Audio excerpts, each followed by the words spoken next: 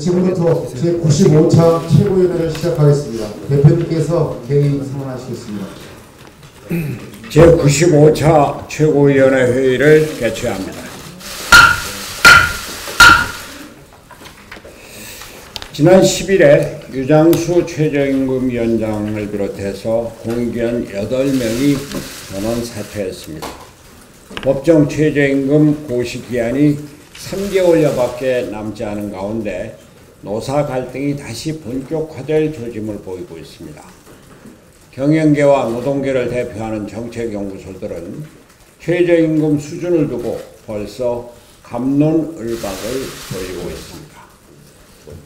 최저임금 문제를 악화시켜온 정부와 집권 여당은 반성해야 합니다.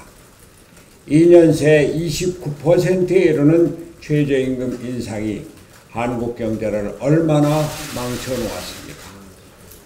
저는 작년 9월 당대표에 취임한 이래 지속적으로 최저임금의 동결을 주장했고 정 안 되면 금년 6월까지 유예하라고 요구해왔습니다. 우리 당의 김관영 원내대표도 또 하태경 최고위원도 최저임금 동결을 주장을 했습니다. 최저임금의 급격한 인상과 주 52시간 노동시간 단축, 주휴수당 이러한 것들이 자영업자와 소상공인뿐만이 아니라 연쇄적으로 대기업 고용 악화에까지 연결이 되는 이런 마당에 그 고리를 잠깐이라도 끊어야 되겠다고 하는 생각에서 최저임금 동결을 주장을 했던 것입니다. 최근에 전개되고 있는 버스 대란도 근로시간 특례 업종에서 노선버스를 제외하면서부터 생긴 일입니다. 최저임금 정책과 소득주도 성장 정책은 실업률, 특히 청년 실업률을 높이고 사회적 평등지수도 악화시켰습니다.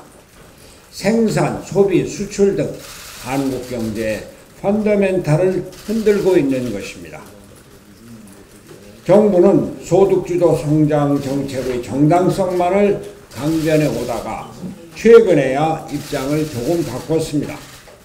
최근 문재인 대통령이 최저임금 속도 조절을 언급하고 민주당 내부에서도 동결을 요구하는 목소리가 나오고 있습니다. 그러나 문제는 실천입니다. 문재인 대통령은 내년도 최저임금을 동결시킬 확실한 의지 표명을 해야 합니다. 최저임금위원회 책임을 돌릴 생각은 조금이라도 해서는 안 됩니다. 문재인 대통령에게 촉구합니다. 우리나라 경제가 무너지고 있습니다.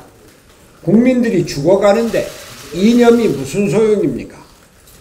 최저임금을 동결하고 탄력근로제 기간 연장을 바로 실시하십시오.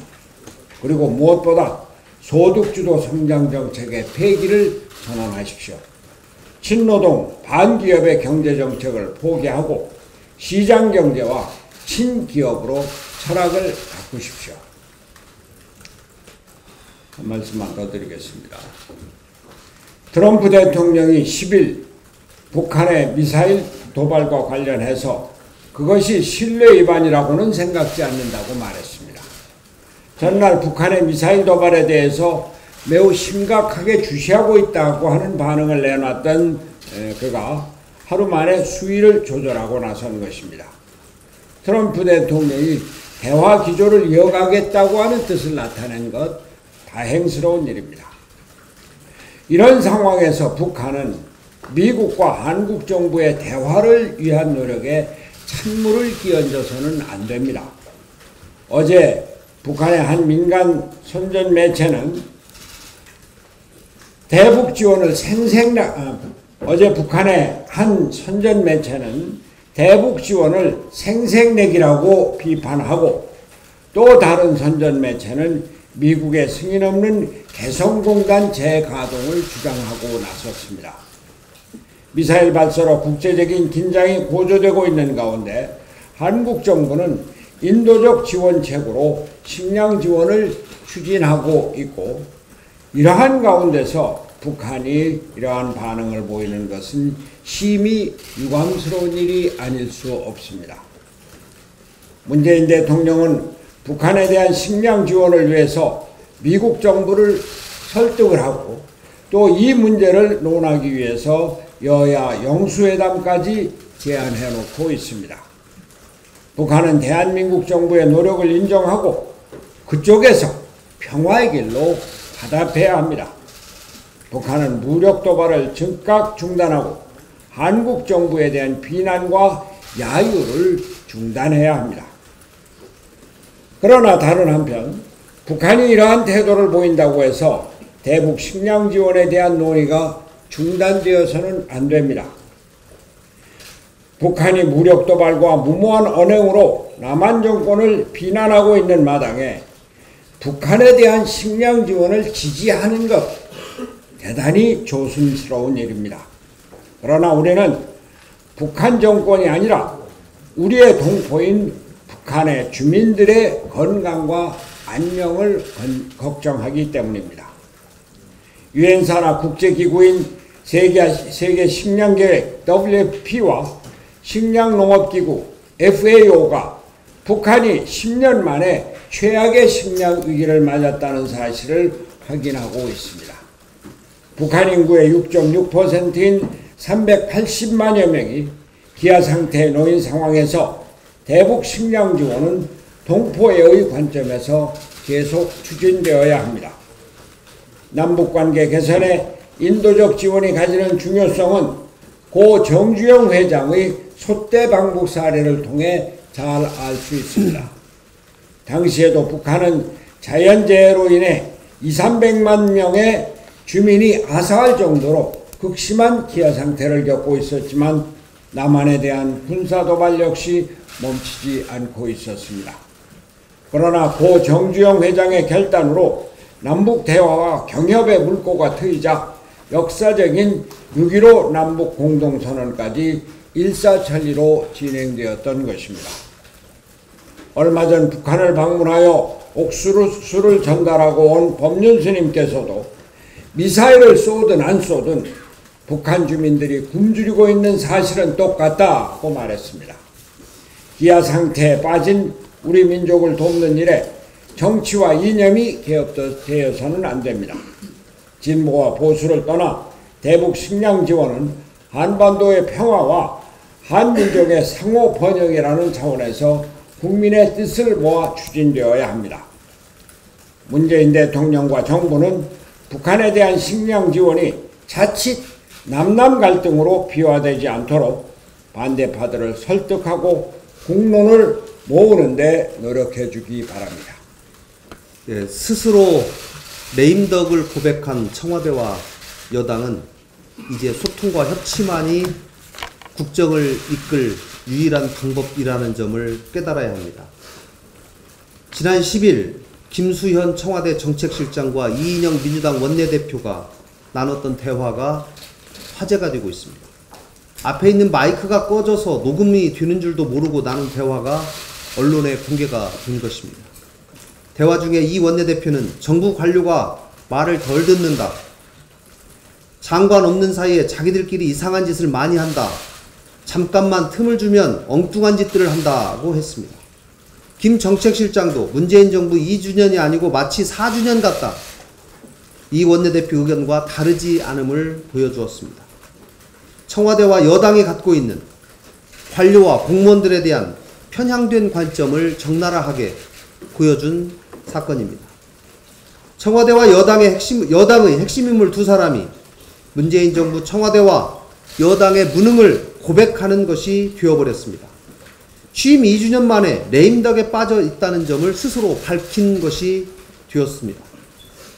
100번 양보해서 두 사람의 대화 내용처럼 관료들에게 어느 정도의 문제가 있다고 하더라도 청와대와 여당이 얼마나 무능하면 이제 2주년을 맞은 정부에서 이런 상황까지 오게 되었는지 스스로를 되돌아봐야 합니다. 문재인 정부가 취임하고 만 2년이 지나는 동안 관료 및 공무원과의 소통이 매우 부족했다.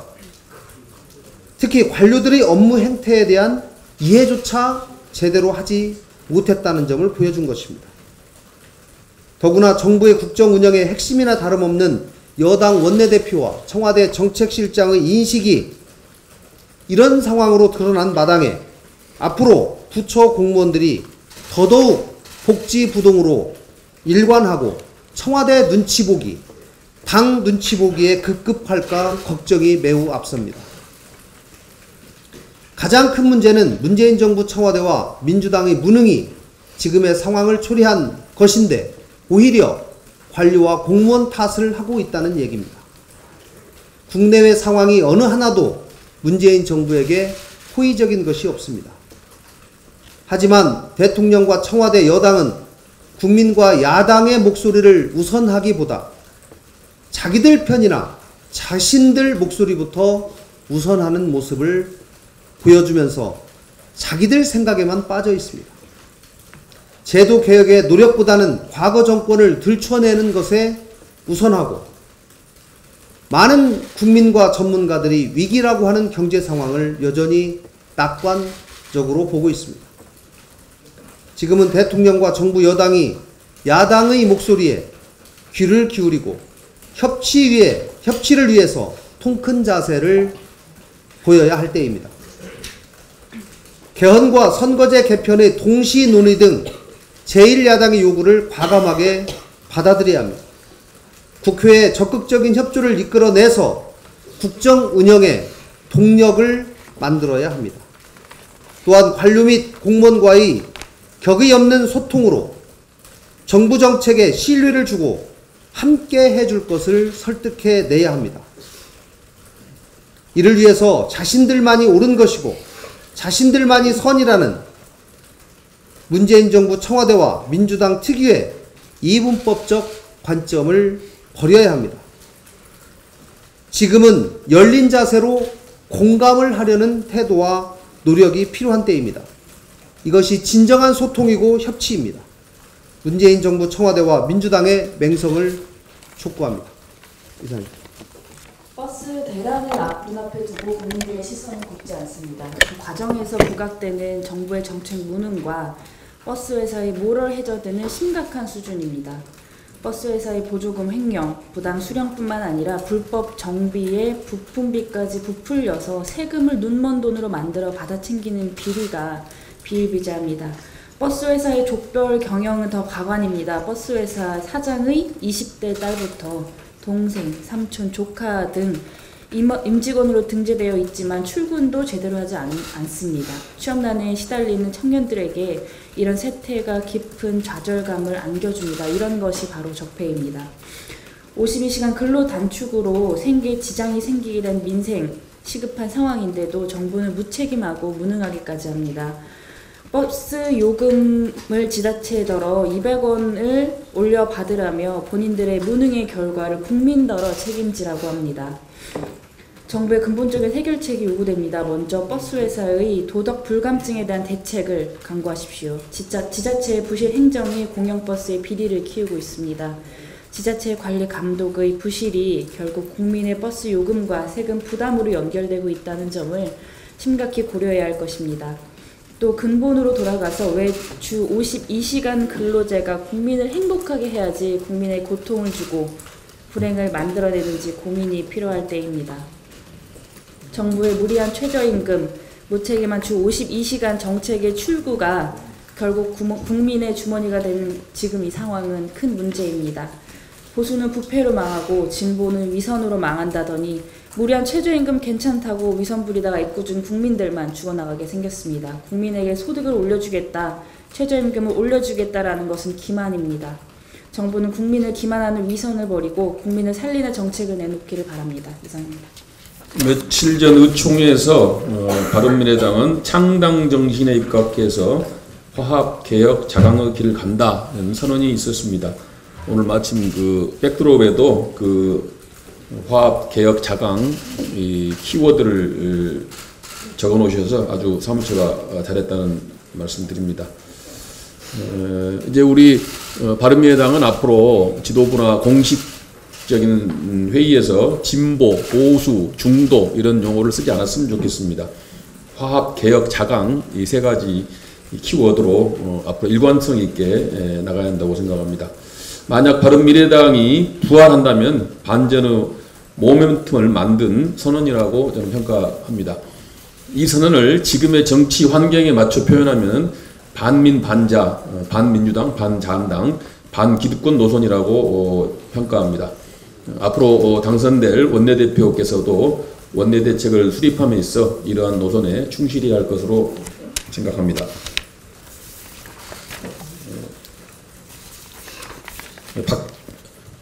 박지원 의원께서 며칠 전 바른미래당은 안철수 유승민 사당이다.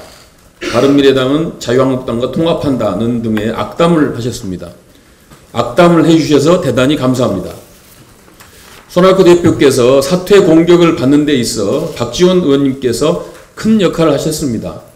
박 의원께서 손 대표가 정계 개편의 키를 쥐고 있다는 등의 덕담을 하고 탈당해서 가차자는 등의 말씀을 공개적으로 하시는 바람에 안철수, 유승민 두 분과 지지자들께서 손 대표가 호남 의원들과 손잡고 민주당, 민평당과 연합을 도모하고 그 대가로 총리, 나아가서는 대권 후보까지 넘보는 게 아닌가 하는 의심을 낳게 했고 그것이 사퇴 주장에 큰 힘으로 작용했습니다.